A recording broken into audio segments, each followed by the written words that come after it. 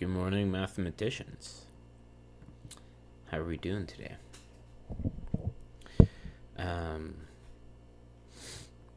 Yeah. Okay, we're gonna try and understand some algebraic geometry today. We're gonna learn the proof of projective implies universally closed together. That's the game plan. That is the game plan.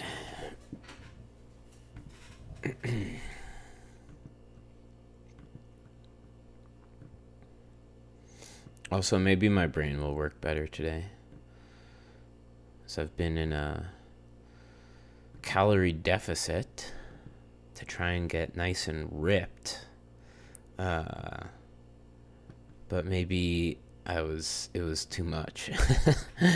And maybe it made me extra tired and grumpy. I think that might be the case. So last night I went and got a big unhealthy poutine.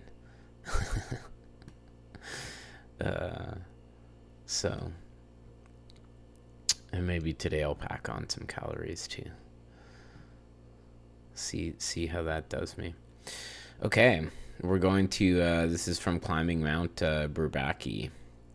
We're going to have, well, he's a professor now, but I believe he was an undergrad back then. So we're going to learn algebraic geometry from a Harvard undergrad today.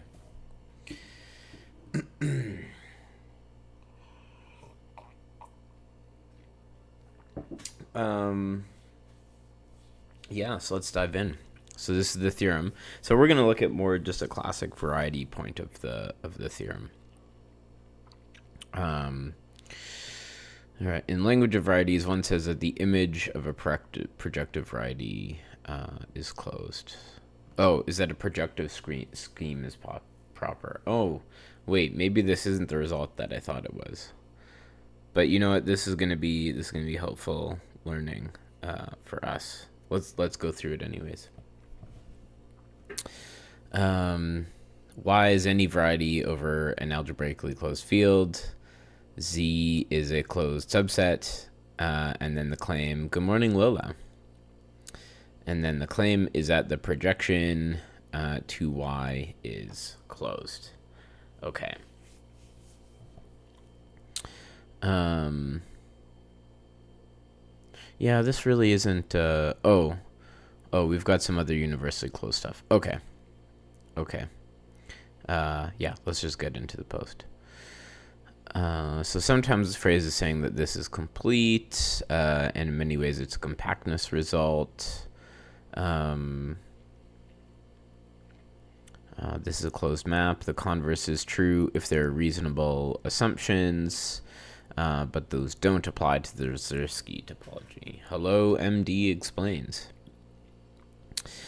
But if they do, we're working with a variety over C, and we can define the complex topology. And in fact, it turns out projective varieties are indeed compact in the complex topology.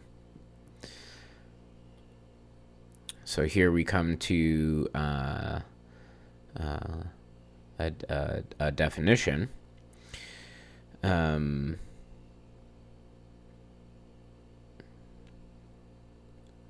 Bulk instead? Oh, bulk instead.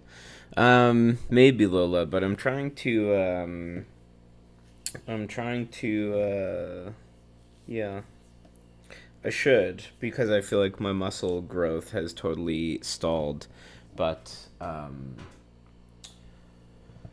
I do want to look more shredded, and I do also have some goals I want to hit for my 5K. I was hoping to hit before winter, but I don't know if that's reasonable. I was actually hoping to hit by the end of the summer, but I don't know if that'll happen now.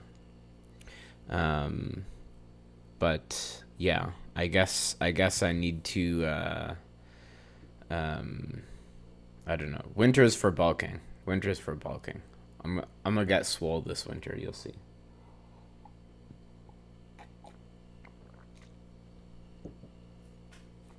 Good morning, Ken. A proper morphism, the spectrum of C ring. I'm not sure I understand your comments. Or do you have questions about them? Or you're just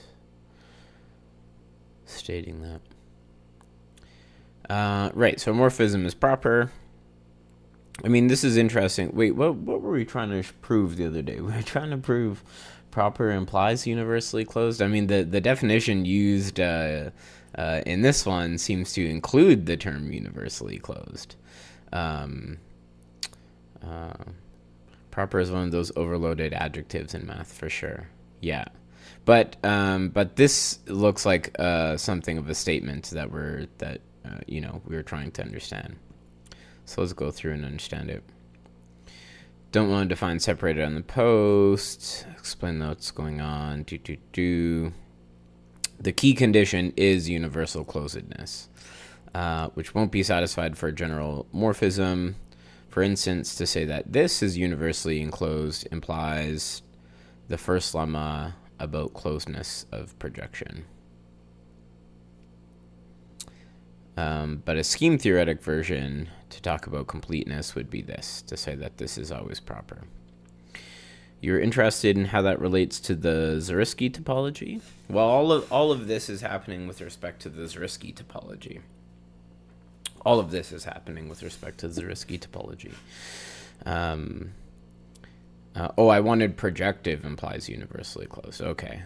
Well, let's go through and understand this post. I clearly wasn't able to do the problem, so let's start here. Let's start with learning here.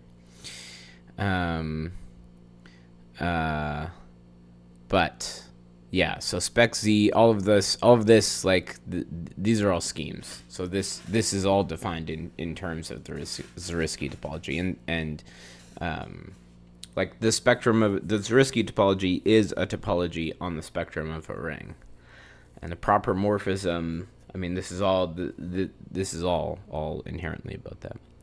Akil Matthews Fields medal. I don't know. Is that what people are saying?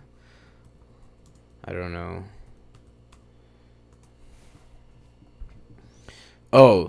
This is the guy who did the blog post, right? Yeah. I see.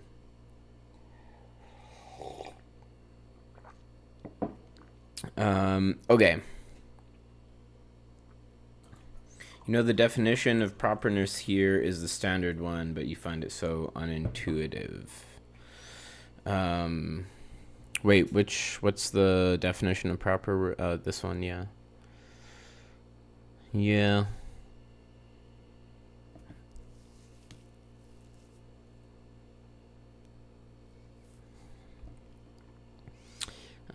You still concur that the valuative criterion. Yeah, I think he ends up mentioning the valuative criterion. So maybe that's what we should talk about tomorrow.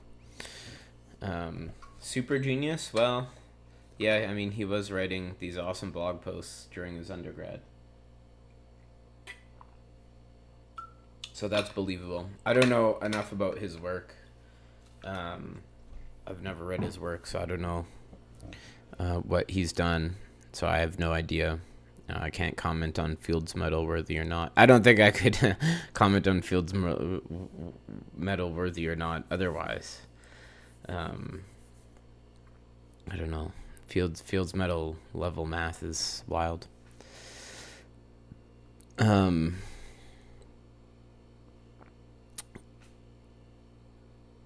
Yes, that is what the spectrum is. It's the subset. It is the, well, it's the set of all prime ideals. Hello, Luna. Hello, Luna. Is Will Sawin a contender? He's very active in K theory. I see. I don't know who's Will Sawin. I don't even know who these people are.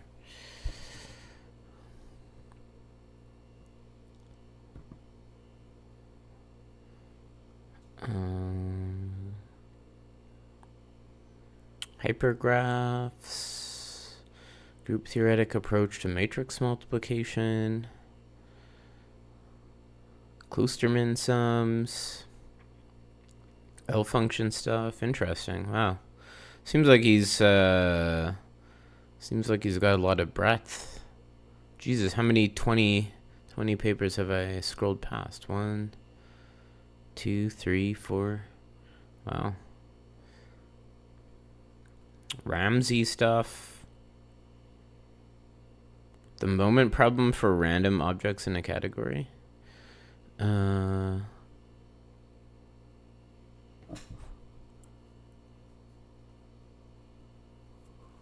Huh.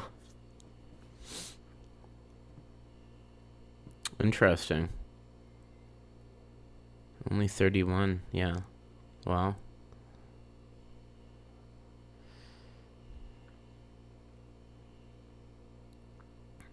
Do I use mind maps for my research? I do not. It's your it's your first office hours that you can, or my first office hours, so you can make since starting back up. Nice. Well, glad that you could make it. I'm doing well. I hope you're doing well as well. Yeah, no mind maps for my research. Will Sawin, yeah. Youngest professor at Princeton. Damn. Hello, Yance. You're aiming to study category theory, but you're lazy with resources. So it's interesting seeing books talk about morphisms when you just pick the first shallow book, then overthink, typically. Well, I mean, the word morphism comes up outside of category theory. I mean, yeah, like, you know, you can talk about homomorphisms, and sometimes it's short just called them morphisms, you know, between groups and vector spaces and graphs and whatnot, without having to know anything about category theory. It's just our way of, you know, comparing two objects. But of course, the point of category theory is it gives us a general framework for discussing these similar phenomenon. Bhargava, yeah. How old is Bhargava, though? Is he in running for the Fields Medal anymore? I have no idea. I feel like I've just... oh, no, he looks pretty young. Oh, 74. So, no. Yeah. You're attending your first day of algebraic geometry. You're terrified of schemes. Don't be terrified of schemes. We're reading about schemes today. Schemes aren't that bad. They're really not. There's no reason you should be terrified of them. Do you have some differential geometry background? It's not necessary. If you do, it's helpful because it's literally just, you know, copying definitions from differential geometry. Somewhere algebraic geometers losing their minds. I just said that. So proj construction integrated thing. We can go look it up if we needed. Separated. The reason is that a scheme is separated if and only if there's an affine cover, such that each intersection is affine, and these things generate this as a ring. Sure, and I guess we can just take the standard affine opens for projective space. Cool.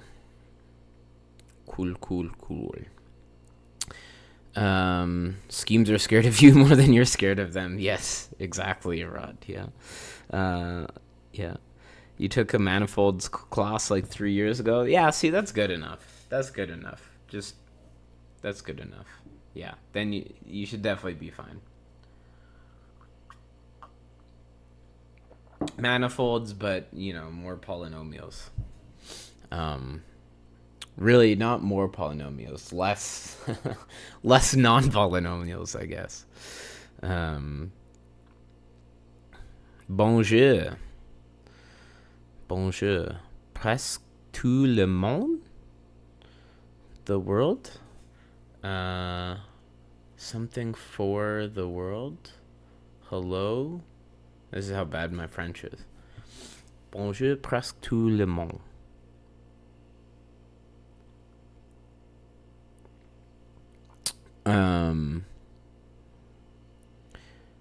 Yeah, where are we here? Hard part is universal closeness. I agree. That's the part that we got stuck with. One way is to use the highly useful. Here we go. Arad, opinion backed up. The highly useful. Almost everyone. I see. Yeah, I should have gotten that because of yesterday. Yeah. One way is to use the valuative criterion. Yeah. Maybe we should pull that up. This has the benefit of also giving separatedness, though it doesn't tell you proj of any graded ring is separated. But there's an elementary way to prove this. Let's go through this. Statement for varieties. Scheme theory, in order to discuss sheaves of modules, hell yeah. Line bundles, divisors, and sheaf cohomology, Riemann-Roch theorem, Serre duality, blowups, embeddings of curves, and intersection forms on surfaces. And it sounds like that's going to be fun. It sounds like cool stuff. Tout le monde. You know tout le monde is all the world. But only because of Megadeth. Yeah. Nice. Yeah. I mean, at one point, most of my knowledge of the German language was just, Rammstein lyrics. So let's review the proof for varieties. In particular, we shall prove lemma 1, which goes under the name elimination theory. Standard reduction, which is also what we started with, is that we can just, it suffices to prove it for the affine case. So if we have a closed subset of the product, we want to show its image is closed. So it's defined by some equations, f sub alpha,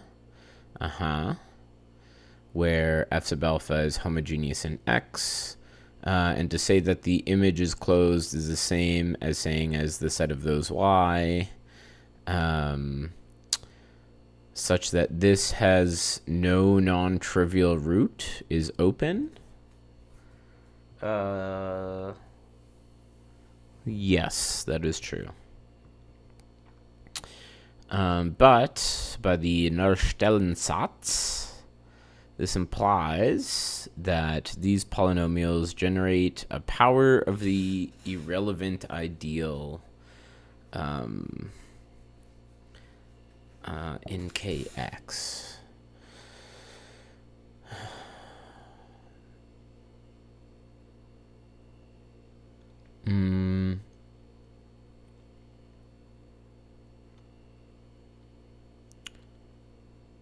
Wait, but he's saying that the image being closed would imply this, but we want to prove that the image is closed, right?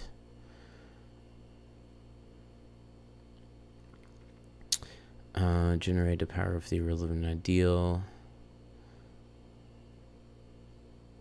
In particular, if we consider this ideal and then consider the base change, right, by evaluation there.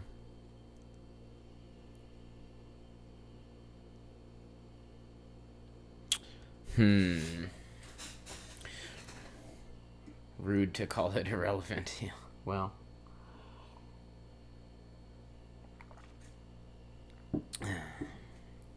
You don't understand what I'm talking about now, but you will. Good. I like that attitude. That's the energy we need here. Yeah.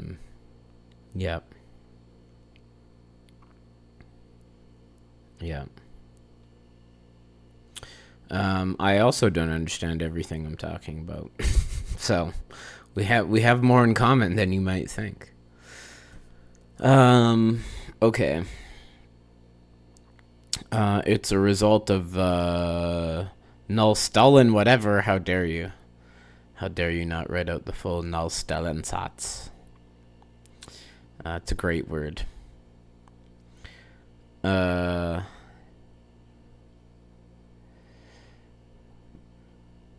Yeah, so hang on. I'm still hung up on this. So he's saying if it was closed, then this should generate a power of the irrelevant ideal.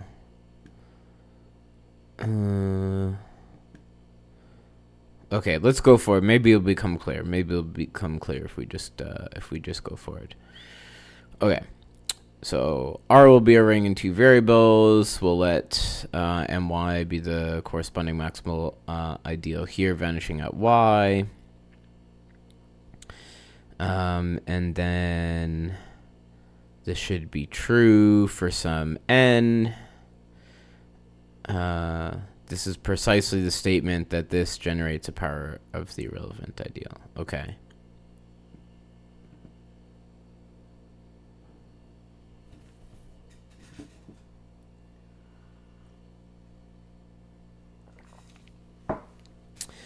What are we reading? We're trying to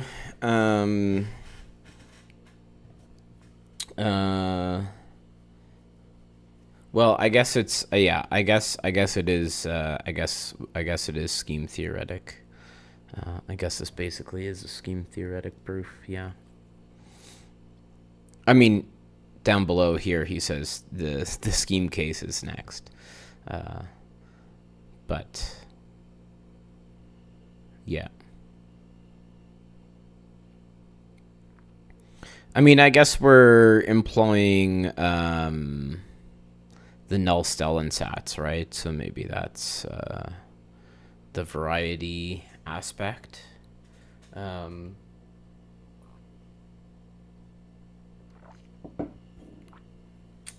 Right? Like, I think we started off with, algebraically closed field. Variety over an algebraically closed field.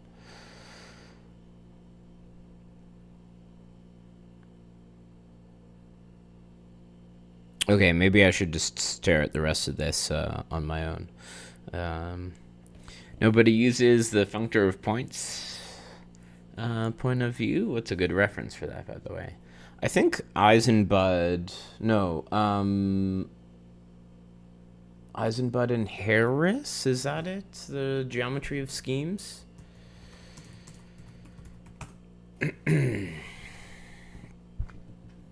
I think, or is it just, yeah, Eisenbud Harris, yeah.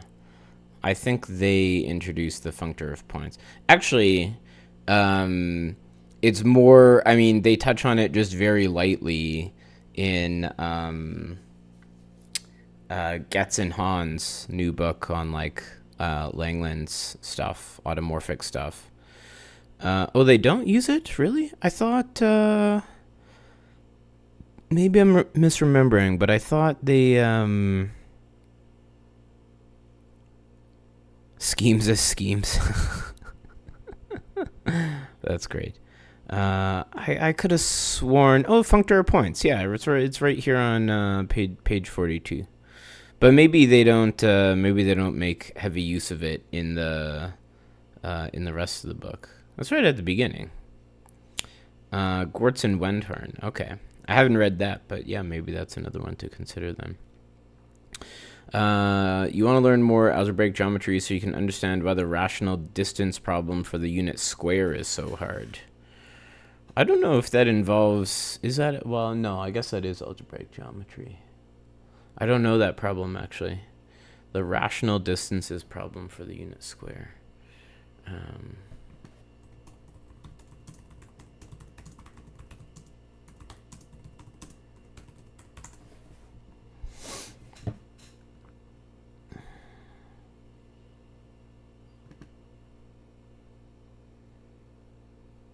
I see. Oh, Richard Guy, who was at he was at the University of Calgary for many, many years. Interesting. And actually, now that you mention, I do remember someone. There's always a talk given in his honor at our university every year, and someone did give a talk Was it about this? I think it was a rational distances problem, maybe for bisecting squares or something. It was secretly about like elliptic curves. Okay, well, enjoy your lecture, Luna. Have fun. Um, yeah, it'd be nice to see you in more office hours. And definitely, yeah, throw your scheme questions at me. As the last couple days have revealed, I'm certainly, well, I'm a user of schemes. I'm definitely not an expert, so I claw my way through what I need to make it work for the papers. I should probably go soon, too, right away. Waterhouse is good too, but their point of view is more for group schemes. Yeah. Um, Raskin has some lecture notes online introducing schemes from the functorial perspective, and they're fantastic. But the link you had for it is gone now. Oh, interesting. Interesting. Maybe, yeah, it looks like maybe I should be looking at Eisenbud and Harris and refreshing my mind on some of these things. Yeah. Okay. Well, I guess that's where we'll cap it today. Maybe we'll come back to this. Maybe we'll come back to this. Maybe we should go look at the valuative criterion in Hartshorn. Maybe we should do some Hartshorn reading together. All refresh our memories. But until then, go prove some stuff.